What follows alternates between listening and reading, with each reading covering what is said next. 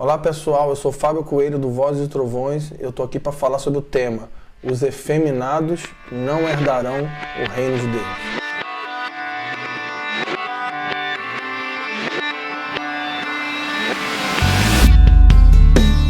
Bom, para começar esse vídeo suave e light, eu gostaria de ler um texto do nosso amigo o apóstolo Paulo, em 1 Coríntios 6, versículo 9.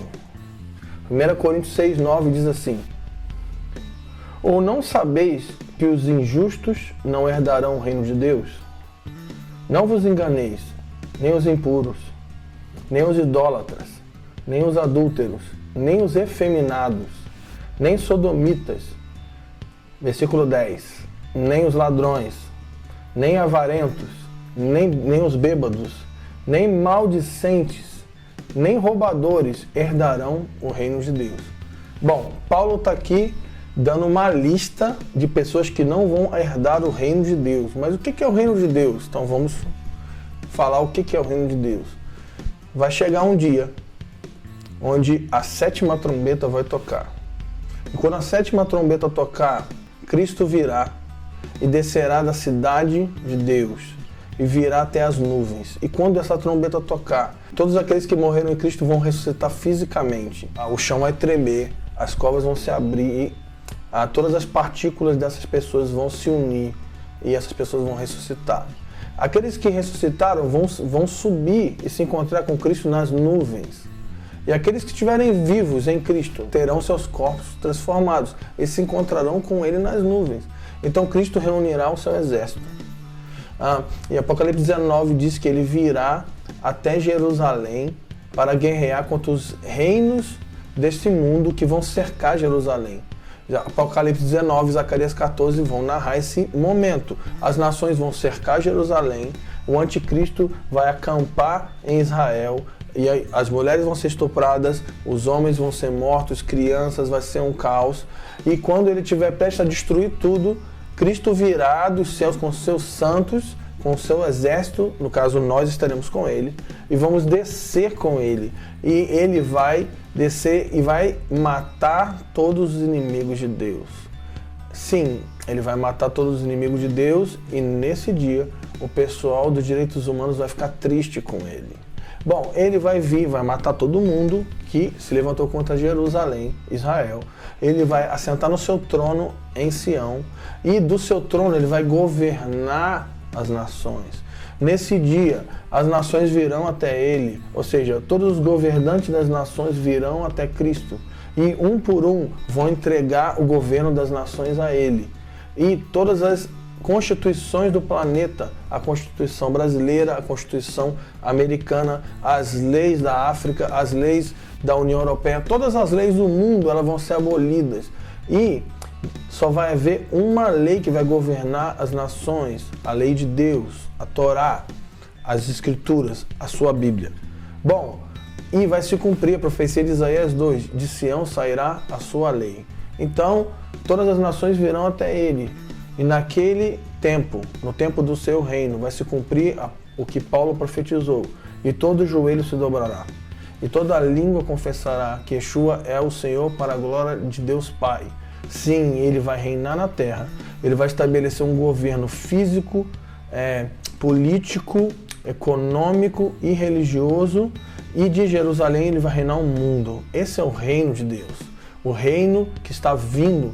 Na verdade, o reino não consiste em sairmos da terra e irmos para o céu.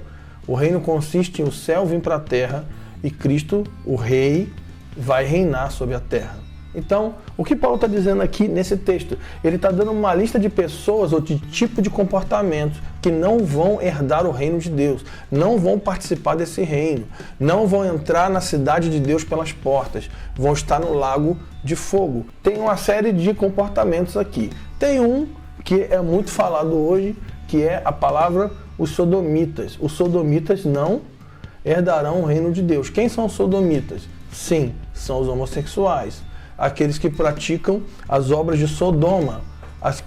Homens e mulheres que têm relações sexuais com pessoas do mesmo sexo. Sim, eles não vão herdar o reino de Deus. Mas eu não concordo com isso. Não tem problema. O que importa é o que está escrito na lei de Deus. A lei de Deus diz que os homossexuais, os sodomitas, não vão entrar no reino de Deus. Ponto final, ok? Encerramos esse assunto aqui. Mas tem uma outra palavra aqui que me chama muita atenção. Que os efeminados não herdarão o reino de Deus. Quem são os efeminados? Bom, os efeminados não necessariamente são homossexuais. Efeminados são homens que a palavra grega aqui fala sobre homens macios ou delicados. O que quer dizer? Homens moralmente fracos. Homens que não são homens. Homens que não agem como homens. Não necessariamente eles são homossexuais. O que está dizendo aqui? Que todo homem moralmente fraco, todo homem que não se portar como um homem, não vai herdar o reino de Deus. Todo homem que não cuidar da sua esposa, que não cuidar dos seus filhos, que não tiver palavra, todo homem que de 30, 40, 50 anos, que age como um moleque, como uma criança, que não tem palavra, que não sabe se portar no seu trabalho, não administra suas finanças de forma justa, não administra seu tempo de forma justa.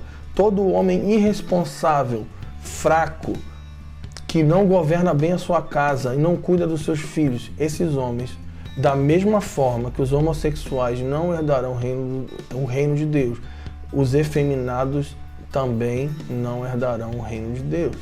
Então, queridão, você precisa ser um homem forte, você precisa ser um homem. Então a gente pode traduzir efeminados como frouxo, homem frouxo, no caso. Então não seja frouxo, porque os frouxos não herdarão o reino. Tem duas realidades presentes no casamento que eu gostaria de falar relacionadas a esse tema. A primeira questão é a hombridade e a segunda é a submissão. A Bíblia diz em Efésios 5 que a mulher, a esposa, ela deve ser submissa ao marido e o marido deve amar a mulher como Cristo amou a igreja. Então a mulher precisa ser submissa e o marido, em sua hombridade, precisa amar a sua esposa e a sua família. O que significa a palavra submissão? Submissão significa se submeter a uma missão. Então a mulher precisa submeter à missão do seu marido. O problema hoje é que os homens não são homens, eles são meninos. E os homens não sabem qual é a sua missão em Deus, não têm uma missão, não carregam uma missão. E se o homem não tem uma missão, como a mulher vai se submeter? Não tem como. A mulher não tem como se submeter, senão não existe missão. Então cria-se um caos. O homem não é homem, a mulher se torna um homem, o homem não é pai, o homem não é justo. Então nós temos um problema generalizado. Então eu creio que nesse tempo, um dos problemas mais graves que nós temos na sociedade é a família. Isso é um fato. E a falta de hombridade nos homens está gerando um caos gospel evangélico. Mulheres que estão levantando a bandeira feminista dentro da igreja. Ou seja, eu trabalho, eu tenho minha vida, eu tenho meu dinheiro e eu tenho a minha missão de vida. E o homem tem a dele. Ou seja, uma casa, uma família, duas missões, ou uma, porque o homem não sabe nem qual é a dele. Então a gente precisa colocar as coisas no lugar. Nós precisamos de uma restauração familiar, famílias sacerdotais. Então, o que nós precisamos? Primeiro, o homem precisa ser homem.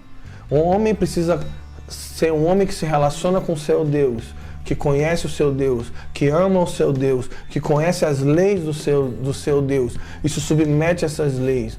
É um homem que ama a sua esposa, cuida da sua esposa, que trabalha em parceria com a sua esposa, que cuida dos seus filhos, que cria os seus filhos no caminho do Senhor. A Bíblia não diz que o pai e a mãe devem ensinar o caminho, apontar o caminho. A Bíblia diz que os pais devem ensinar no caminho. O pai e a mãe precisam caminhar no caminho com o filho. Precisamos de homens. Além disso, nós precisamos de mulheres que olhem para esses homens, tenham confiança nesses homens e se submetam à missão que eles carregam em Deus. Então, nós vamos ter famílias sacerdotais. Bom, e para terminar essa instrução, eu gostaria de ler um texto também suave e light, que fica em Êxodo capítulo 4. Êxodo capítulo 4. Nós vamos ler o texto Êxodo 4, no versículo 24. Então, qual que é o contexto aqui? Êxodo 3, Cristo aparece para Moisés na sarça ardente e chama Moisés para que ele vá até o Egito e liberte o povo. E Moisés não acredita nisso, não tem fé nisso, e fala para Cristo, olha, eu não vai dar não, ninguém vai acreditar em mim, não vai dar certo. Aí Cristo fala para ele, não, eu vou te dar sinais. E ele dá sinais e prodígios para Moisés. Moisés joga a vara no chão, vira serpente, bota o braço no manto, e braço com lepra, braço sem lepra, água que vai virar sangue, sinais e tal. E aí Cristo fala, então vai Moisés. Aí Moisés fala, não, mas não vai dar não, porque eu não vou saber o que falar. Então Cristo fala no capítulo 3, não, eu vou te dar as palavras, fica tranquilo. Eu vou colocar as palavras na tua boca, Moisés. E aí depois ele fala, não, mas eu não sou eloquente. Aí Cristo já está perdendo a paciência e fala assim, Moisés, vai lá, Arão vai te ajudar e você vai. E depois dessa discussão toda, e vai, não vai, vai, não vai, vai, não vai, no final Moisés resolve ir.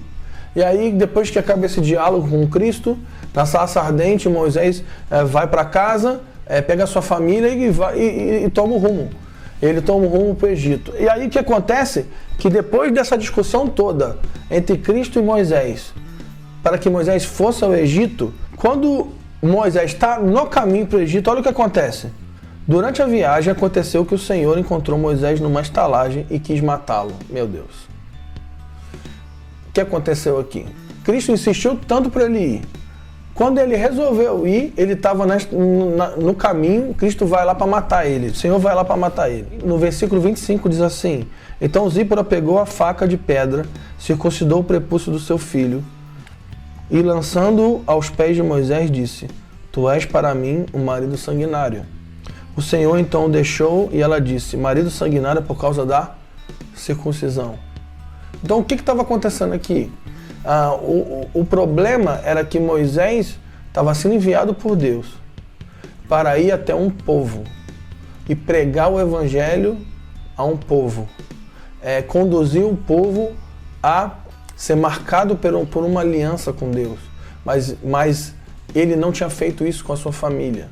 O seu filho não era circuncidado. Moisés era judeu, ele era circuncidado, ele sabia que ele era judeu, tanto é que ele era circuncidado que quando a filha do faraó encontra ele na água, ele olha para o neném, ele sabia que ele era um neném hebreu, por causa da circuncisão. Então Moisés sabia que ele era hebreu. Ele tinha a marca da circuncisão, mas ele não tinha feito isso no seu filho. Qual que é o problema? Eu creio que o que Cristo queria, o que o Senhor queria ensinar para Moisés aqui nesse episódio era que ninguém vai se voltar para o ministério e afetar nações, pregar o evangelho para multidões, se você não fizer isso com a sua família primeiro. Ninguém vai marcar ninguém com a palavra da aliança, se não marcar a sua família primeiro. Então Moisés aprendeu naquele dia que antes dele ir e conduzir um povo a submeter a uma aliança, ele precisaria marcar os seus filhos, marcar a sua família com essa aliança primeiro. Então eu queria terminar dizendo o seguinte, você que tem uma pretensão ministerial, ou você que tem um sonho de ministrar, de viajar, de pregar o evangelho, de testemunhar, de ser um missionário, você que tem um sonho de ter uma família sacerdotal, que vai ser testemunho no lugar onde você estiver, você que tem um sonho de ministrar com música, com a pregação das escrituras, no campo das artes, ou seja, você que deseja exercer o teu sacerdócio em qualquer área da sociedade, antes de você afetar o mundo e as áreas de influência que estão ao teu redor, você vai ter que afetar a sua família. O teu primeiro ministério, a tua primeira tarefa sacerdotal é ferir a sua família com a marca da aliança. Seja um homem, não seja frouxo, seja um homem de verdade. Cuide da sua esposa, cuide dos seus filhos, seja justo, exerça um testemunho de justiça na sociedade e então você vai herdar o reino de Deus por meio do sacrifício de Cristo na sua vida.